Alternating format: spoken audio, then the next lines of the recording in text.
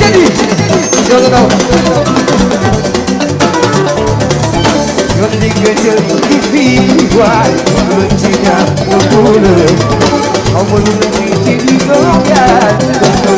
toujours dans votre scandale de ce 27 décembre 2023 rétrospective dama bëgg ñu delluwaat déglu benn vidéo boo xamante ne vidéo bu 7 minutes la lan mooy ay contre-vérité yi nga xamante ne Ousmane Sonko yëkkati na ko daal di koy teg ci Sénégal à vous de juger nañu seetaani vidéo bi. ñun nag système bi la ñu bëgg a raser. maanaam mbiru anti système ak système ak yooyu fii Sénégal fii Sénégal amu fi xam nga la moo fi am. mën nañu wax ni suppu kànjaa fi am.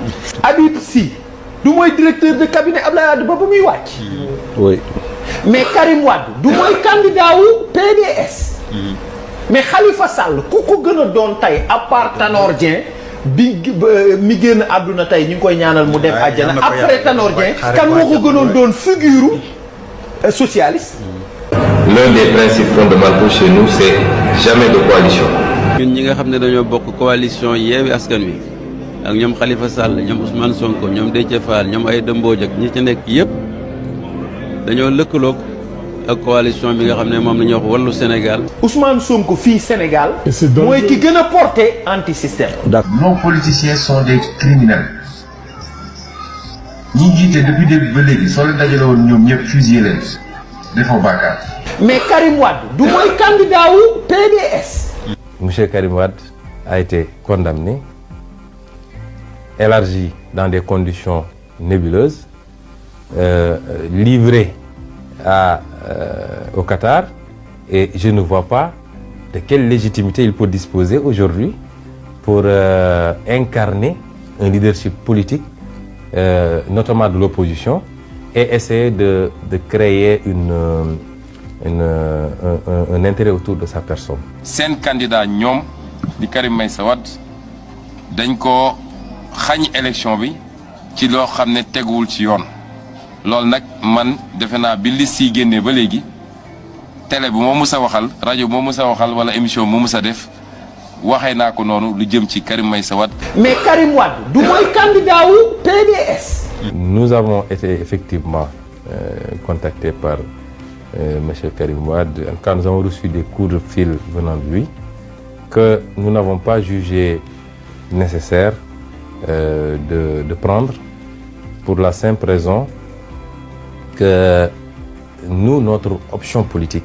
tout le monde le sait, notre option politique, c'est qu'on a un problème systémique extrêmement profond et que lui-même est un produit et désormais un leader dans ce système-là. Nous aurions bien souhaité avoir le soutien du PDS et du président Abdoulaye Wade. Évidemment, si on a l'apport du président Abdoulaye Wade et du PDS qui ne sont pas des nés en politique, dans la politique sénégalaise, qui reste l'une des plus grandes formations, sinon la plus grande formation politique du Sénégal, c'est déjà quelque chose d'extraordinaire et de formidable pour nous. mais Khalifa Sall ku ko gën a doon tey à part Tanor Dieng bi mi génn àdduna tey ñu ngi koy ñaanal mu dem àjjana après Tanor Dieng kan moo ko gënoon doon figure socialiste. J'avais dit, nous ne serons jamais avec les soi-disant grands partis. Tous les gens qui ont une responsabilité de ce pays, les PDS, les PS, les AFP, etc., nous ne serons jamais en coalition avec ces gens-là. ñëw naa ñëwaat seet si la ku fi candidat ne bëgguma soutien Khalifa Sall da ngay wax lu la neex su ma sañoon mu soutenir ma. Ousmane Sonko fii Sénégal mooy ki gën a porté anti système. D'accord.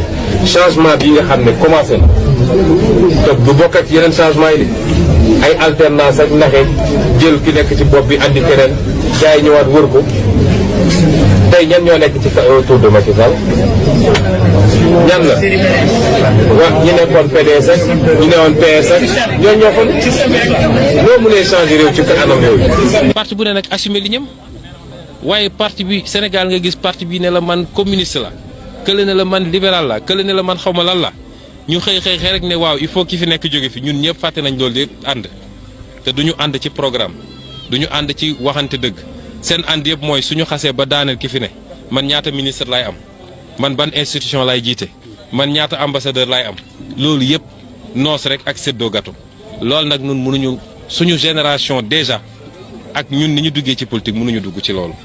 Sénégalais yi ñoo war a jël seen responsabilité nag am seen fulla ils n'ont qu'à se débarrasser de cette classe politique. ñii neew ñu fi pour réew mi seen bopp lañ fi nekkal. Si on devait retomber dans les mêmes travers que nous dénonçons, si on devait revenir nous allier avec ceux qui sont même à la base de notre engagement politique, mais finalement, ce sera du temps perdu et peut-être même on aura été pire que ces gens-là. Aujourd'hui, moi, je considère que la classe politique, dite traditionnelle, les grandes formations politiques, font partie tous d'un seul et même système. Et ce système-là, c'est un système, pour nous, qui traîne deux faiblesses fondamentales.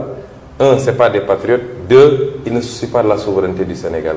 C'est pour ça que nous disons, il est impossible aujourd'hui, pour des jeunes de notre génération, qui veulent s'engager dans la politique, et qui sont conscients de pouvoir porter un changement, d'aller le faire dans ces cadres politiques-là. L'objectif, c'est de travailler à l'émergence d'un nouveau pôle qui n'a rien à voir avec le système. Les meilleurs le système, moi, ni les grands partis. 6 et 9 le nous. Indépendamment des clivages idéologiques, mais voilà les mêmes qui en 2000 étaient allés voir Ablaye Wade pour l'amener à se présenter nous Daniel Abdou Diouf. Mais c'est les mêmes 12 ans plus tard qui ont refait une coalition, doo xam ku ci communiste, doo xam ku ci libéral, doo xam ku ci centriste. Dañu né nañu xol acteurs politiques yi fi né. Mais on avait un problème. Le problème c'est que il y a des partis politiques on les appelle des grands partis politiques. Depuis ma naissance en 1974, je vois les mêmes acteurs qui sont là. On me dit que c'est des constantes. Ñom dal yalla bind rek seen jëni ñoo wara nek fi ba bammel takalé nak réew mi wala politique. Il y a aucune démocratie interne. Mais mieux encore en termes de vision et d'idéologie. Est-ce que ñun li ñu gëm ni dañ koy fekk ci parti yoyu? Mais biñu démé xol lambatu ñu bari dem nañu tok waxtaan ak ñom amna ñu recevoir. Duma leen tudd fi. Mais on a été très dessus. kon yaakaar naa ni ñoo seetaanandoo vidéo boobu nga xamante ne muy 7 minutes ay contre-vérité yoo xamante ne ay fen yu tooy xep ci histoire politique gu Sénégal ñu indil leen ko ci rétrospective 2023 tegal leen ko ci Ousmane Sonko tey yaakaar naa ne Adji Sarr su jëlee la femme de l'année 2023 Ousmane Sonko dañ ko war a tappal raaya bi nga xamante ni mooy le plus grand menteur de l'histoire politique d'Afrique depuis 1960 à aujourd'hui. Il s'appelle Ousmane Sonko parce qu'il ne fait que mentir. Suy lekk day fen, suy naan day fen, suy noyyi day fen, suy tëdd day fen, suy wax day fen.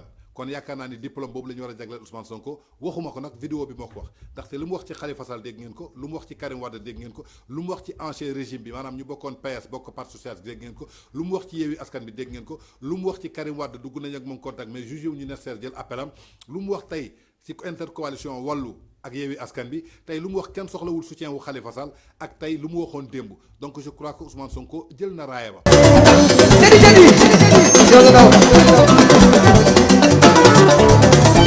You're the good, you're the